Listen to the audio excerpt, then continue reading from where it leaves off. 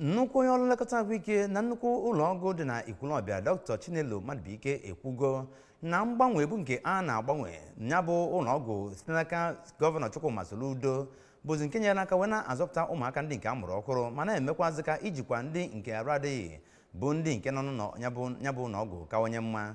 Onye ga-ewetara anyị bụ akụkọ bụ Chukwuemeka Modelem ga-ji anya bụ akụkọ wee nọdụ n'akụkụ.